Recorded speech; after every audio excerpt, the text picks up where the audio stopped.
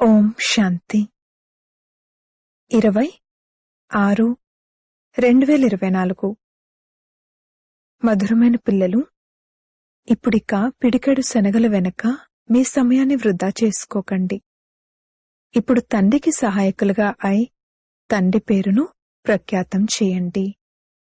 విశేషంగా కుమారీల కోసము ప్రశ్న: ఈ జ్ఞాన మార్గంలో మీ అడుగులు ముందుకు వెళ్తున్నాయి అనడానికి గుర్తులేమిటి? జవాబు: ఏ పిల్లలకైతే శాంతిధామం మరియు సుఖధామం సదా గుర్తుంటాయో, స్మృతి చేసే సమయంలో బుద్ధి ఎటువైపుకు భ్రమించదో, బుద్ధిలో వ్యర్థమైన ఆలోచనలు రావో, బుద్ధి ఏకాగ్రంగా ఉంటుందో, కునికిపాట్లు పడరో, సంతోషపు పాదరసం పైకి ఎక్కి ఉంటుందో, దీనితో వారి అడుగులు ముందుకు వెళ్తున్నాయి అన్నది నిరూపించబడుతుంది. ఓం శాంతి. పిల్లలు ఇంత సమయం ఇక్కడ కూర్చుని ఉన్నారు. మేము శివాలయంలో కూర్చుని ఉన్నట్లుగా ఉంది అని మనసుకు కూడా అనిపిస్తుంది. శివబాబా కూడా స్మృతిలోకి వస్తారు, స్వర్గం కూడా స్మృతిలోకి వస్తుంది. స్మృతి ద్వారానే సుఖం లభిస్తుంది. మేం శివాలయంలో కూర్చున్నాము అన్నది బుద్ధిలో స్మృతి ఉన్నా కూడా సంతోషం కలుగుతుంది. చివరికైతే అందరూ శివాలయంలోకి వెళ్లాల్సిందే. శాంతిధామంలో ఎవరూ కూర్చుండిపోయేది లేదు. వాస్తవానికి శాంతిధామానికి కూడా శివాలయం అంటారు, సుఖధామానికి కూడా శివాలయం అంటారు. రెండింటినీ స్థాపన చేస్తారు. పిల్లలైన మీరు స్మృతి కూడా రెండింటినీ చేయాలి. ఆ శివాలయం శాంతి కొరకు మరియు ఈ శివాలయం సుఖం కొరకు ఉన్నాయి. ఇది దుఃఖధామము. ఇప్పుడు మీరు సంగమంలో కూర్చునున్నారు. శాంతిధామం మరియు సుఖధామం తప్ప ఇంకెవ్వరి స్మృతి ఉండకూడదు. ఎక్కడ కూర్చుని ఉన్నా కాని, వ్యాపార వ్యవహారాల్లో కూర్చుని ఉన్నా కాని, బుద్ధిలో మాత్రం రెండు శివాలయాలు గుర్తుకు రావాలి. దుఃఖధామాన్ని మర్చిపోవాలి. ఈ వేశ్యాలయం దుఃఖధామం ఇప్పుడు అంతమవ్వనున్నదని పిల్లలకు తెలుసు.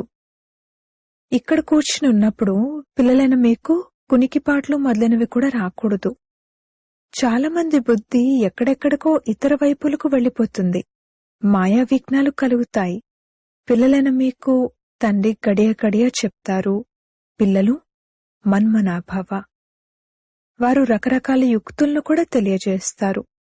ఇక్కడ కూర్చున్నప్పుడు బుద్ధిలో గుర్తుంచుకోండి, మేము మొదట శాంతిధామమైన శివాలయంలోకి వెళ్తాము, ఆ తర్వాత సుఖధామంలోకి వస్తాము. ఈ విధంగా స్మృతి చేయడం ద్వారా పాపాలు అంతమవుతూ ఉంటాయి. ఎంతగా మీరు స్మృతి చేస్తారో అంతగా అడుగులు ముందుకు వేస్తారు. ఇక్కడ ఇంకే ఇతర ఆలోచనల్లో కూర్చోకూడదు. లేకపోతే మీరు ఇతరులకు నష్టాన్ని కలిగిస్తారు. లాభానికి బదులుగా ఇంకా నష్టపరుచుకుంటారు. పూర్వం కూర్చునేటప్పుడు ఎవరెవరు కునికిపాట్లు పడుతున్నారు, ఎవరెవరు కళ్ళు మూసుకుని కూర్చున్నారు అన్నది చెక్ చేయడానికి ఎదురుగా ఎవరినైనా కూర్చోబెట్టేవారు. అందుకే చాలా జాగ్రత్తగా ఉండేవారు. తండ్రి కూడా చూసేవారు, వీరి బుద్ధియోగం ఎక్కడైనా భ్రమిస్తుందా, లేక కునికిపాట్లేమైనా పడుతున్నారా అని. ఏమీ అర్థం చేసుకుని వారు కూడా ఎంతో మంది వస్తారు. బ్రాహ్మణీలు తీసుకొస్తారు. శివబాబా ఎదురుగా చాలా మంచి పిల్లలు ఉండాలి. వారు నిర్లక్ష్యంగా ఉండకూడదు. ఎందుకంటే వీరు సామాన్యమైన టీచర్ కారు. తండ్రి కూర్చుని నేర్పిస్తారు. ఇక్కడ చాలా అప్రమత్తులై కూర్చోవాలి. బాబా 15 నిమిషాలు శాంతిలో కూర్చోబెడతారు. మీరైతే 1-2 గంటలు కూర్చుంటారు. అందరూ మహారథులు కారు. ఎవరైతే అపరిపక్వంగా ఉన్నారో వారిని అప్రమత్తం చేయాలి. అప్రమత్తం చేయడం ద్వారా సుజాగృతులుగా అవుతారు. ఎవరైతే స్మృతిలో ఉండరో, వ్యర్థమైన ఆలోచనలు నడిపిస్తూ ఉంటారో వారు విఘ్నాలు కలిగిస్తున్నట్లే. ఎందుకంటే వారి బుద్ధి ఎక్కడెక్కడో భ్రమిస్తూ ఉంటుంది. మహారథులు, గుర్రపు స్వారీ వారు, పాదచార్లు అందరూ కూర్చున్నారు. బాబా ఈరోజు విచారసాగర మంతనం చేసొచ్చారు. మ్యూజియంలో లేక ప్రదర్శనలో పిల్లలైన మీరు శివాలయం, వేశ్యాలయం మరియు పురుషోత్తమ సంగం యుగం ఈ మూడింటి గురించి ఏదైతే తెలియజేస్తారో ఇది అర్థం చేయించడానికి చాలా బాగుంటుంది. ఈ చిత్రాలను చాలా పెద్ద పెద్దగా తయారు చేయాలి. అన్నింటికంటే పెద్ద మంచి హాల్ వీటి కోసమే ఉండాలి. తద్వారా మనుషుల బుద్ధిలో ఈ విషయాలు వెంటనే కూర్చోగలిగేలా ఉండాలి. దీన్ని మేము ఇంకా ఏ విధంగా మెరుగుపరచొచ్చు అని పిల్లలకు ఆలోచన నడవాలి. పురుషోత్తమ సంగం యుగాన్ని చాలా బాగా తయారు చేయాలి. తద్వారా మనుషులకు చాలా మంచి వివరణ లభించగలదు. తపస్యలో కూడా మీరు 5-6 మంది కూర్చున్నట్లు చూపిస్తారు. అలా కాదు, 10-15 మంది తపస్సులో కూర్చున్నట్లు చూపించాలి. పెద్ద పెద్ద చిత్రాలు తయారు చేసి స్పష్టమైన అక్షరాలతో రాయాలి. మీరెంతగానో అర్థం చేయిస్తారు, అయినా కానీ ఏం అర్థం చేసుకోరు. మీరు అర్థం చేయించడానికి కష్టపడతారు, కానీ రాతి బుద్ధి కలవారిగా ఉన్నారు కదా. కావున ఎంత వీలైతే అంత మంచి రీతిలో అర్థం చేయించాలి. ఎవరైతే సేవలో ఉంటారో వారు సేవ పెంచడానికి ఆలోచించాలి.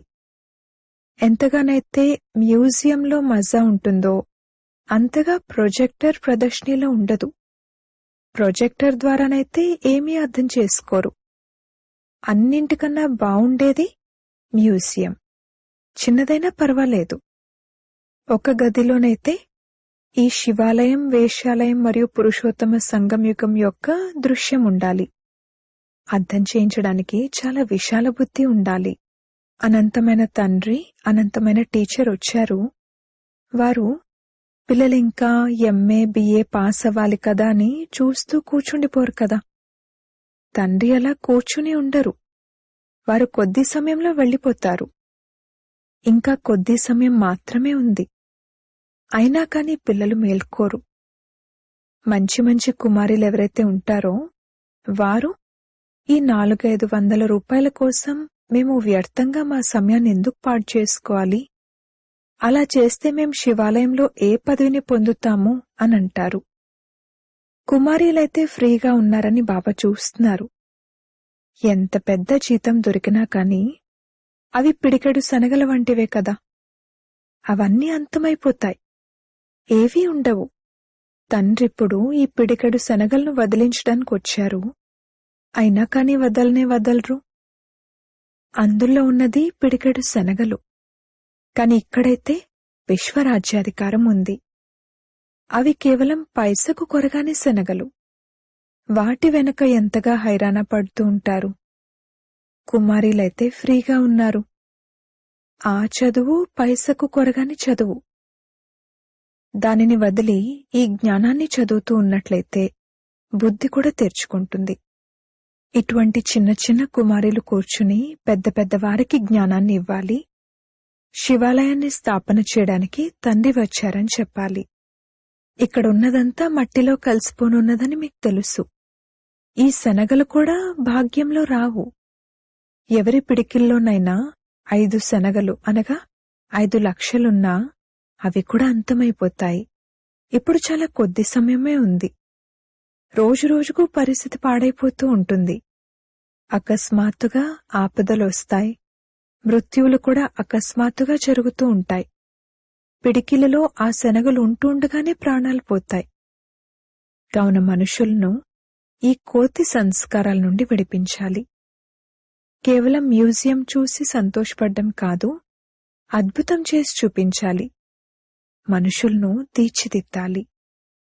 తండ్రి పిల్లలైన మీకు విశ్వరాజ్యాధికారాన్ని ఇస్తున్నారు. ఇకపోతే ఈ శనగలు కూడా ఎవరికీ భాగ్యంలో రావు. అన్నీ అంతమైపోతాయి. మరి దానికన్నా తండ్రి నుండి రాజ్యాధికారాన్ని ఎందుకు తీసుకోకూడదు? ఇందులో కష్టమైన విషయమేదీ లేదు. కేవలం తండ్రిని స్మృతి చేయాలి మరియు స్వదర్శన్ చక్రాన్ని తిప్పాలి.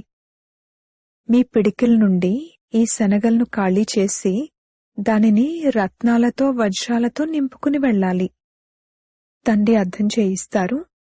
మధురమైన పిల్లలు, ఈ పిడికడి శనగల వెనక మీరు మీ సమయాన్ని ఎందుకు పాడు చేసుకుంటున్నారు? ఒకవేళ ఎవరైనా వృద్ధులున్నట్లయితే పిల్లా పాపలెందరో ఉన్నట్లయితే వారిని సంభాళించాల్సి ఉంటుంది. కుమారీల కోసమైతే ఇది చాలా సహజం.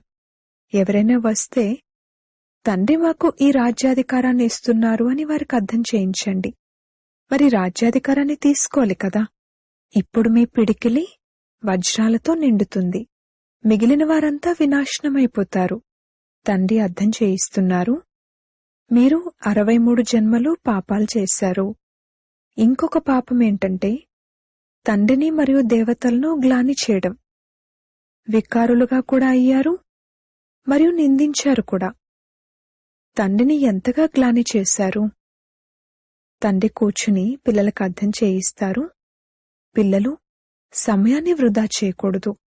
బాబా, మేం స్మృతి చేయలేకపోతున్నాము అని అనడం కాదు.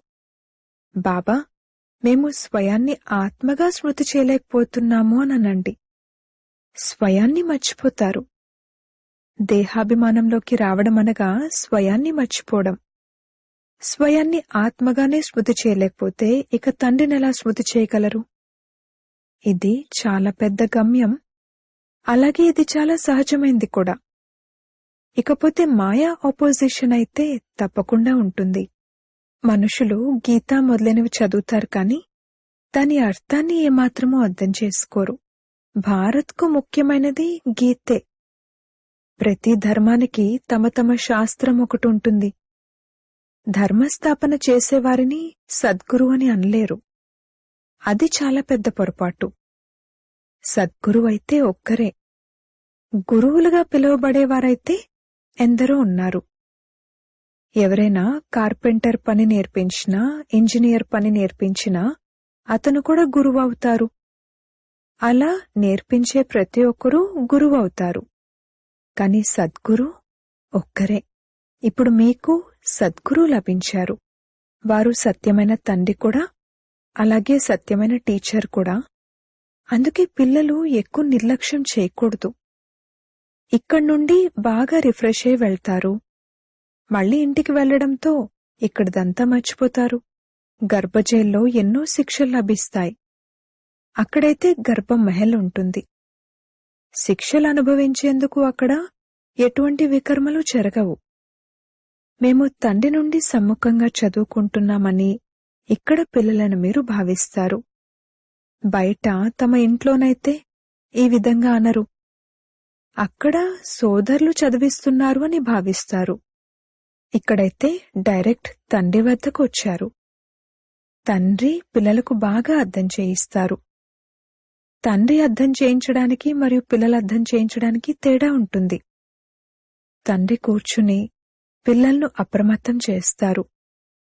పిల్లలు పిల్లలు అంటూ అర్థం చేయిస్తారు. మీరు శివాలయాన్ని మరియు వేశ్యాలయాన్ని అర్థం చేసుకున్నారు. ఇది అనంతమైన విషయం. ఇది స్పష్టంగా చూపించినట్లయితే మనుషులకు ఆనందం కలుగుతుంది. అక్కడ ఏదో సరదాగా అర్థం చేయించినట్లు అర్థం చేయిస్తారు. కాని సీరియస్గా అర్థం చేయించినట్లయితే బాగా అర్థం చేసుకోగలుగుతారు. మీపై మీరు దయ చూపించుకోండి. మీరు ఈ వేశ్యాలయంలోనే ఉంటారా? ఎలా ఎలా అర్థం చేయించాలి అని బాబాకైతే ఆలోచనలు నడుస్తాయి కదా. పిల్లలెంత కష్టపడుతూ ఉంటారు. అయినా అది డబ్బాలో మట్టి పెంకుల వలె ఉంటుంది. అంటే అర్థం చేసుకోలేక వారి బుద్ధిలో ఏమీ కూర్చోదు. సరే సరే అంటూ ఉంటారు. చాలా బావుంది, ఇది ఊర్లో అర్థం చేయించాలి అని అంటారు. కాని స్వయం అర్థం చేసుకోరు. షావుకార్లు ధనికులు అయితే అర్థం చేసుకోరు కూడా. ఏమాత్రమూ అటెన్షన్ పెట్టరు. అటువంటి వారు చివర్లో వస్తారు. అప్పుడిక టూ లేట్ అయిపోతుంది. వారి ధనము ఉపయోగపడదు, అలాగే వారి యోగంలోనూ ఉండలేరు. అయితే ఒకవేళ వారు వింటే ప్రజల్లోకి వస్తారు. పేదలు చాలా ఉన్నతమైన పదవిని పొందొచ్చు. కన్యలైన మీ వద్ద ఏముంది? కన్యను నిరుపేదంటారు.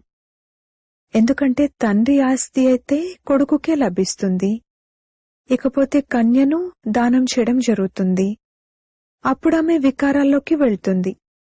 వివాహం చేసుకుంటే ధనం ఇస్తాము, పవిత్రంగా ఉంటే ఒక్క పైసా కూడా ఇవ్వము అని అంటారు. మనోవృత్తి చూడండి ఎలా ఉందో. మీరెవ్వరికీ భయపడకండి. చాలా స్పష్టంగా అర్థం చేయించాలి. చురుగ్గా ఉండాలి. మీరైతే పూర్తిగా సత్యమే చెప్తారు. ఇది సంగమయుగం. అటువైపు ఉన్నది పిడికెడు శనగలు, ఇటువైపు పిడికలలో వజ్రాలున్నాయి. ఇప్పుడు మీరు కోతి నుండి మందిరయోగ్యులుగా అవుతారు. పురుషార్థం చేసి వజ్రతుల్యమైన జన్మ తీసుకోవాలి కదా. మీ ముఖం కూడా సాహసవంతంగా సింహం వలె ఉండాలి. కొందరి ముఖమైతే పిరికి మేకలా ఉంటుంది. కొద్దిపాటి శబ్దానికే భయపడిపోతారు. కావున తండ్రి పిల్లలందర్నీ అప్రమత్తం చేస్తారు. కన్యలు చిక్కుకోకూడదు. ఇంకా బంధనంలో చిక్కుకున్నట్లయితే వికారాల కోసం దెబ్బలు తింటారు. జ్ఞానాన్ని బాగా ధారణ చేసినట్లయితే విశ్వమహారాణిగా అవుతారు. తండ్రి అంటారు, నేను మీకు విశ్వరాజ్యాధికారాన్ని ఇవ్వడానికి వచ్చాను. కాని అది కొందరి భాగ్యంలో లేదు. తండ్రి పేదల పాలిటి పెన్నిది. కన్యలు పేదవారు. తల్లిదండ్రులు వివాహం చేయించలేకపోతే వారిని ఇచ్చేస్తారు. వారికి నష ఎక్కాలి. మేం బాగా చదువుకుని మంచి పదవిని పొందాలి అని భావించాలి. మంచి విద్యార్థులెవరైతే ఉంటారో వారు మేం పాస్ విత్ ఆనర్లుగా అవ్వాలి అని చదువుపై శ్రద్ధ పెడతారు. వారికి మళ్లీ స్కాలర్షిప్ లభిస్తుంది. ఎంతగా పురుషార్థం చేస్తారో అంతగా ఉన్నత పదవిని పొందుతారు. అది కూడా 21 జన్మల కొరకు. ఇక్కడున్నది అల్పకాలికమైన సుఖం. ఈ రోజు ఏదైనా పదవి ఉంటుంది, మళ్లీ రేపు మృత్యు వస్తే అంతా సమాప్తం. యోగికి మరియు భోగికి తేడా ఉంది కదా. పేదలపై ఎక్కువ అటెన్షన్ పెట్టండి అని తండ్రి అంటారు. షావుకార్లు కష్టం మీద తీసుకుంటారు. వారు కేవలం చాలా బావుంది, ఈ సంస్థ ఎంతో బావుంది, అనేకుల కళ్యాణం చేస్తుంది అని అంటారు. కాని తమ కళ్యాణం ఏమీ చేసుకోరు.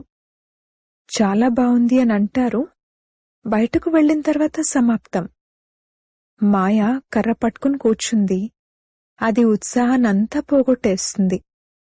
ఒక్క దెబ్బ వేయడంతో బుద్ధిని పని చేయకుండా చేసేస్తుంది. తండ్రి అర్థం చేయిస్తున్నారు, భారత్ పరిస్థితి ఎలా తయారైందో చూడండి. పిల్లలు డ్రామానైతే బాగా అర్థం చేసుకున్నారు. అచ్చా, మధురాతి మధురమైన సిక్కిలదే పిల్లలకు మాతా పితా బాప్దాదాల ప్రియ స్మృతులు మరియు గుడ్ మార్నింగ్.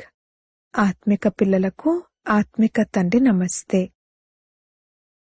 ధారణ కొరకు ముఖ్య సారము. మొదటి పాయింట్, పిడికెడు శనగలు వదిలి తండ్రి నుండి విశ్వరాజ్యాధికారాన్ని తీసుకునేందుకు పూర్తి పురుషార్థం చేయాలి. ఏ విషయంలోనూ భయపడకూడదు. నిర్భయులుగా అయి బంధనాల నుండి ముక్తులుగా అవ్వాలి. తమ సమయాన్ని సత్యమైన సంపాదనలో సఫలం చేసుకోవాలి. రెండవ పాయింట్, ఈ దుఃఖధామాన్ని మరచి శివాలయాన్ని అనగా శాంతిధామాన్ని, సుఖధామాన్ని స్మృతి చేయాలి. మాయా విఘ్నాలను తెలుసుకుని వాటి నుండి అప్రమత్తంగా ఉండాలి. వరదానము. గీతా పాఠాన్ని చదివే మరియు చదివించే నష్టో మోహ స్మృతి స్వరూప భవ. గీతా జ్ఞానం యొక్క మొట్టమొదటి పాఠం అశరీరీ ఆత్మగా అవ్వండి మరియు అంతిమ పాఠం నష్టో మోహ స్మృతి స్వరూపులుగా అవ్వండి. మొదటి పాఠం విధి మరియు అంతిమ పాఠం విధి ద్వారా సిద్ధి. కావున ప్రతి సమయము మొదట ఈ పాఠాన్ని చదవండి, ఆ తర్వాత ఇతరులకు చదివించండి. ఎటువంటి శ్రేష్ఠ కర్మలు చేసి చూపించండంటే మీ శ్రేష్ఠ కర్మలు చూసి అనేక ఆత్మలు శ్రేష్ఠ కర్మలు చేసి వారి భాగ్యరేఖను శ్రేష్టంగా తయారు చేసుకోగలగాలి. స్లోగన్. పరమాత్మ స్నేహంలో ఇమిడిపోయి ఉన్నట్లయితే శ్రమ నుండి ముక్తులుగా అవుతారు. ఓం శాంతి.